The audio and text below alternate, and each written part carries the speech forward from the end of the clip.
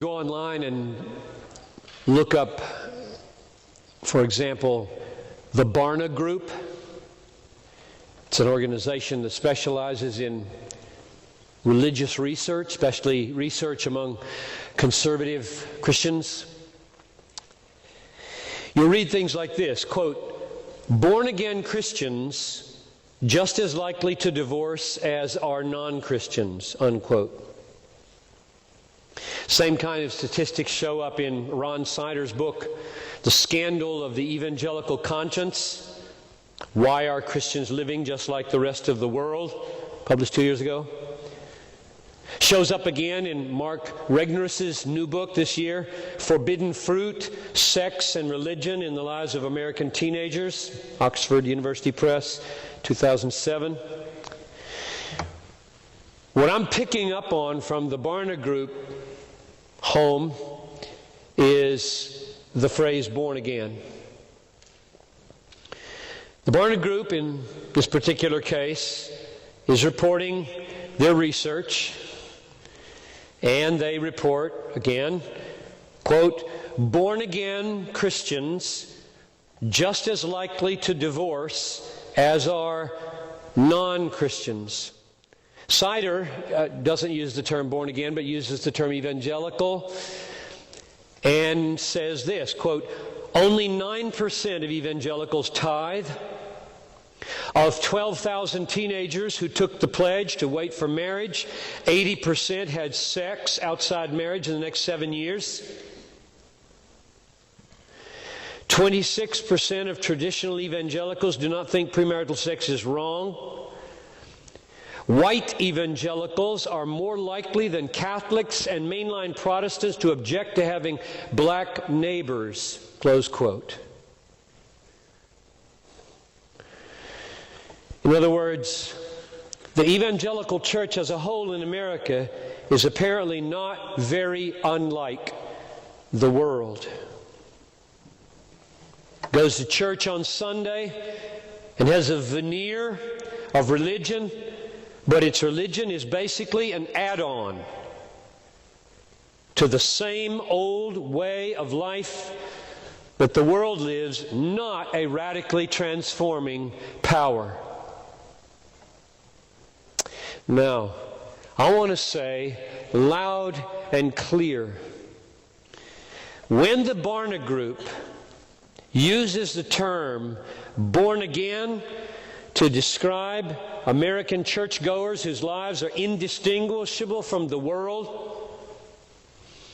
who sin as much as the world, who sacrifice for others as little as the world, who embrace injustice as readily as the world, who covet things as greedily as the world, who enjoy God-ignoring entertainment as enthusiastically as the world, when the term born again is used to describe these professing Christians, the Barna Group is making a profound mistake.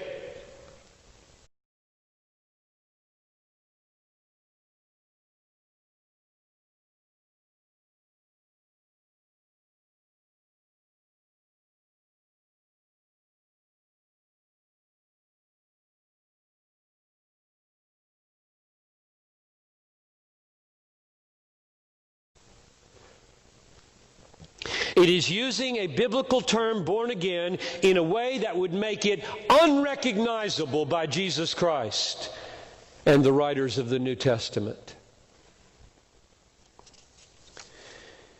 Here's the way they define born again on that page.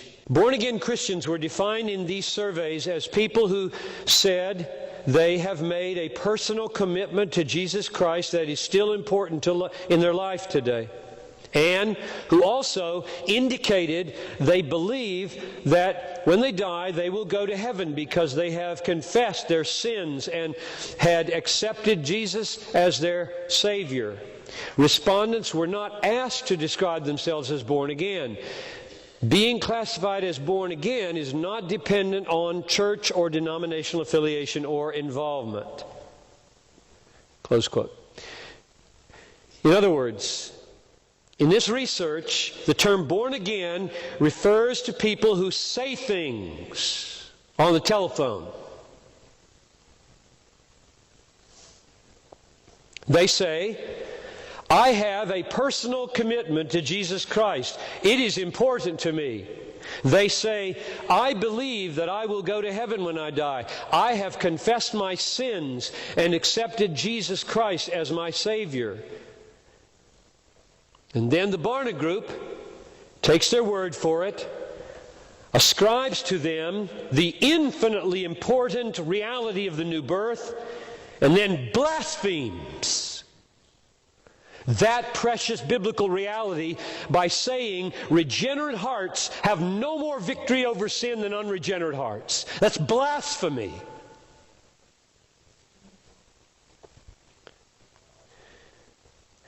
Now, I'm not saying their research is wrong.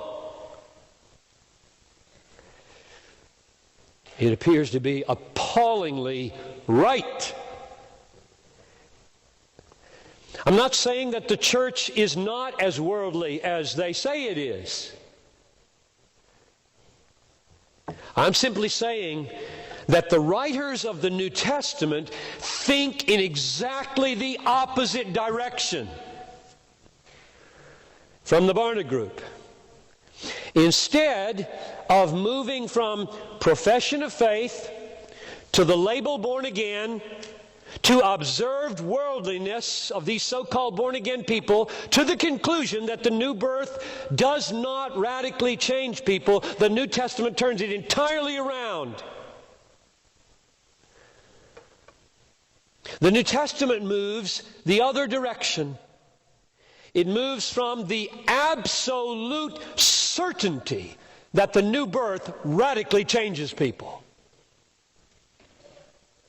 to the observation that many professing Christians are not radically changed, to the conclusion they're not born again. That's the direction that the New Testament moves.